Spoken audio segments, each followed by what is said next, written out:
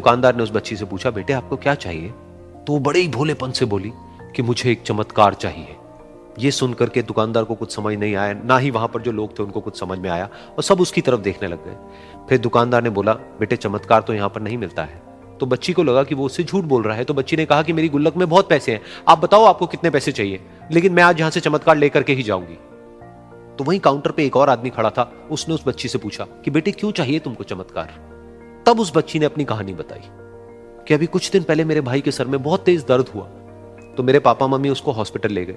उसके बाद कई दिन तक मेरा भाई घर नहीं आया। तो मैंने कई बार अपने पापा से पूछा, लेकिन उन्होंने मुझे कुछ नहीं बताया।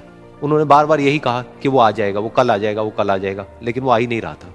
तो मैंने देखा कि मम्मी रो रही है। अब पापा मम्मी को कह रहे थे कि उसकी दवाइयों के लिए और उसके इलाज के लिए जितने पैसे चाहिए उतने मेरे पास में नहीं है, अब उसको कोई चमत्कार ही बचा सकता है। तब मुझे लगा कि अगर मेरे पापा के पास में इतने पैसे नहीं भी हैं तो क्या हुआ, मेरे पास में तो है। तो मैंने जितने भी पैसे जोड़ रखे हैं वो सारे लेकर के मैं इस दवाई की दुकान पर आई।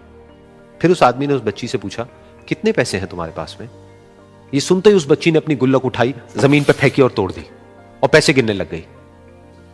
बाकी सब लोग खड़े होकर के उसको देख रहे थे। थोड़ी देर बाद उसने सारे पैसे अपने हाथ में इकट्ठे किए और बोली, मेरे पास में पूरे 19 रुपए हैं। वो जो आदमी वहां पर खड़ा था वो थोड़ा सा मुस्कुराया और बोला कि अरे तुम्हारे पास में तो पूरे पैसे हैं, इतने का ही तो आता है चमत्कार। ये सुनकर के वो बच्ची बहुत खुश हो गई और बोली कि चलो मैं आपको अपने पापा से मिलवाती हूं।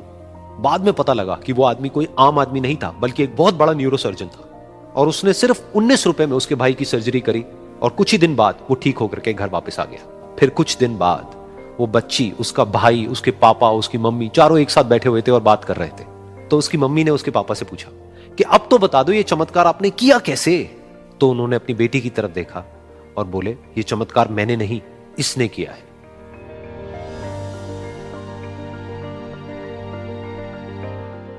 तो यहां पर एक बहुत बड़ी बात है जो हम उस छोटी सी बच्ची से सीख सकते हैं कि जिंदगी में कभी कभी ऐसा होता है कि हमको कोई रास्ता नजर नहीं आ रहा होता है और हम लोग हिम्मत हार जाते हैं। तब हमारे अंदर एक बच्चा होता है जो कोशिश करने से कभी भी पीछे नहीं हटता है। वो हार मानने को तैयार नहीं होता है क्योंकि उसको ना शब्द समझ नहीं आता है।